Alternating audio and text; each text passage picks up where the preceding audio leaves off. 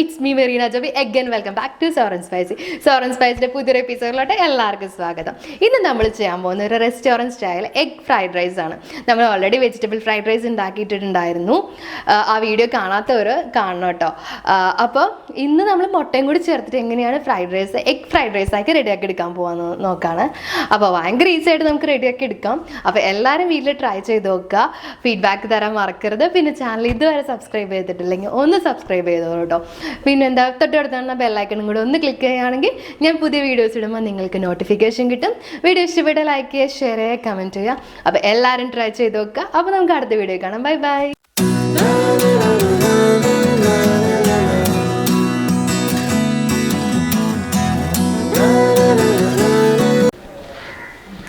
Egg fried rice റെഡിയാക്കാൻ വേണ്ടി നമുക്ക് ഇത്രയും കാര്യങ്ങളുടെ ആവശ്യമുണ്ട്. അപ്പോൾ ഞാൻ ഇൻഗ്രീഡിയൻസ് എന്തൊക്കെയാണെന്ന് പറഞ്ഞുതരാം.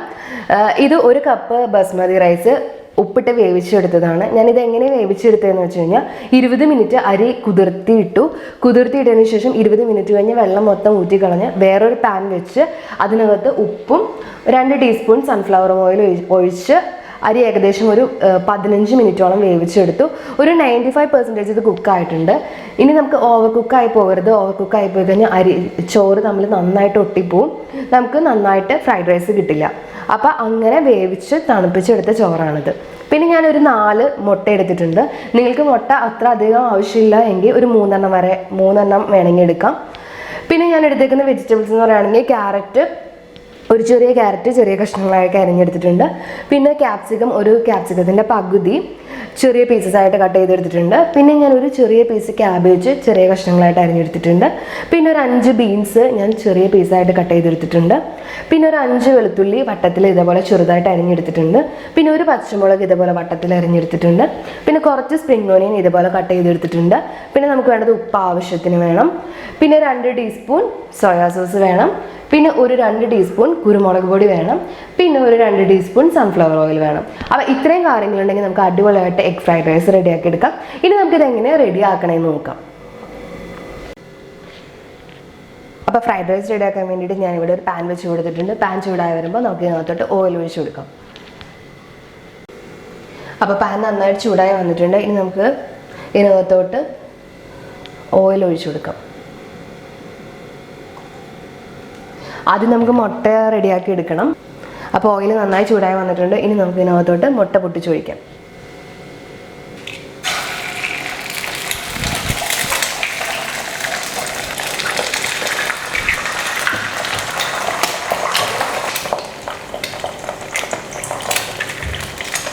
ഇനി ഇതിനകത്തോട്ട് അല്പം കുരുമുളക് പൊടിയും കുറച്ച് ഉപ്പും ചേർത്ത് കൊടുക്കാം.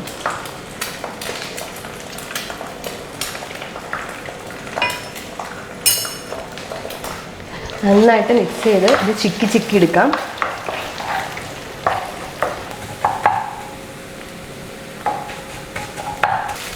അപ്പോൾ ഈ മുട്ട നല്ല കറക്റ്റായി വന്നിട്ടുണ്ട്. ഇതെല്ലാം ചിക്കി നന്നായിട്ട് ചെറിയ കഷ്ണങ്ങളൊക്കെ ആയിട്ട് വന്നിട്ടുണ്ട്. ഇനി നമുക്കിത് ബൗളിലോട്ട് മാറ്റിയെടുക്കാം. അപ്പോൾ ഇതേ മുട്ട ഞാനൊരു ബൗളിലോട്ട് മാറ്റി വെച്ചിട്ടുണ്ട്. ഇനി നമുക്ക് ഈ പാനിൽ തന്നെ നമുക്ക് ബാലൻസ് ഫ്രൈഡ് റൈസ് റെഡിയാക്കി എടുക്കാം. ഇനി പാനിലോട്ട് നമുക്ക് കുറച്ച് ഓയിൽ ഒഴിച്ചു കൊടുക്കാം. ഓയിൽ ചൂടായി വരുമ്പോൾ നമുക്ക് എടുത്ത് വെച്ചിരിക്കുന്ന വെജിറ്റബിൾസിനകത്തോട്ട് ചേർത്ത് കൊടുക്കാം.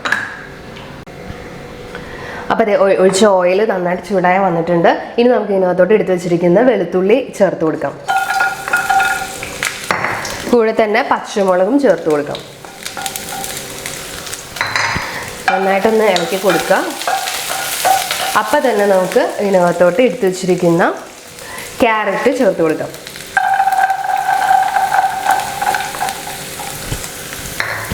നന്നായിട്ടൊന്ന് മിക്സ് ചെയ്ത് കൊടുക്കുക.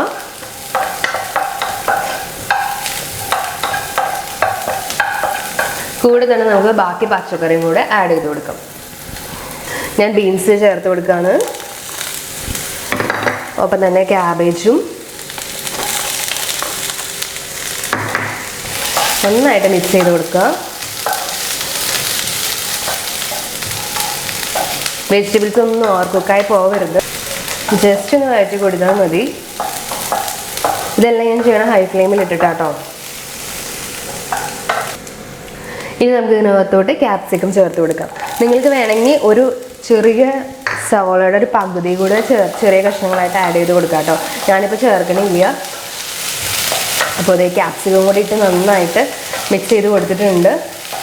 ജസ്റ്റ് ഒന്ന് ഒരു 2 മിനിറ്റ് ഒന്ന് വഴറ്റിയാൽ മതി. അധികം ഒന്നും വേണ്ട. നമ്മുടെ പച്ചക്കറികളുടെ പച്ചപ്പൊന്നും പോകരുത്. ഇനി നമുക്ക് ഇതിനകത്തോട്ട് ആവശ്യത്തിനുള്ള ഉപ്പിട്ട് കൊടുക്കാം. പച്ചക്കറികൾക്ക് മാത്രമുള്ള ഉപ്പിട്ട് കൊടുത്താൽ മതി. കാരണം നമ്മൾ ഓൾറെഡി റൈസിൽ ഉപ്പിട്ട് വേവിച്ചതാണ്. ഇനി നമ്മൾ സോയാ സോസ് ഒഴിക്കുന്നുണ്ട്. അതുകൊണ്ട് ഈ വെജിറ്റബിൾസിന് വേണ്ടി മാത്രമുള്ള ഉപ്പിട്ട് കൊടുക്കാം. അപ്പോൾ ഞാൻ ഉപ്പിട്ട് കൊടുത്ത് ജസ്റ്റ് വഴറ്റുന്നുണ്ട്. അപ്പോൾ അത് ഏകദേശം 2 മിനിറ്റ് ആയിട്ടുണ്ട്. നമുക്ക് ഇതിനകത്തോട്ട് ഇനി സോയാ സോസ് ഒഴിച്ച് കൊടുക്കാം.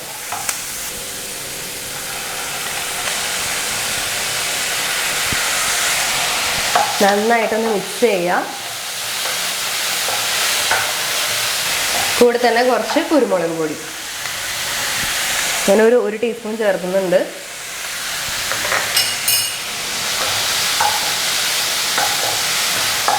ഇനി നമുക്ക് ഇതിനകത്തോട് നമ്മുടെ എടുത്ത് വെച്ചിരിക്കുന്ന റൈസ് കുറച്ച് ഇട്ട് കൊടുക്കാം. നന്നായിട്ട് മിക്സ് ചെയ്ത് കൊടുക്കാം.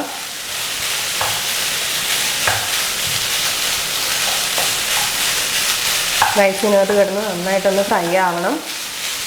ഹൈ ഫ്ലെയിമിൽ തന്നെ വെക്കുക തീ.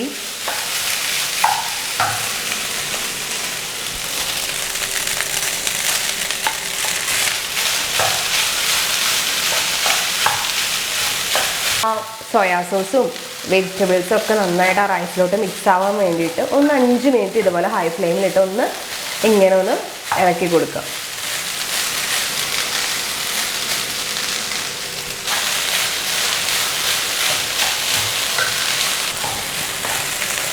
അപ്പോൾ ഇത് ഏകദേശം ഒരു 5 മിനിറ്റോളം ഞാൻ ഇതേപോലെ മിക്സ് ചെയ്ത് കൊടുത്തു. ഇനി നമുക്കിതിനകത്തോട്ട് എടുത്തു വെച്ചിരിക്കുന്ന നമ്മുടെ മുട്ട ചിക്കിയത് ഇട്ട് കൊടുക്കാം. എന്നിട്ട് നന്നായിട്ടൊന്ന് മിക്സ് ചെയ്ത് കൊടുക്കുക.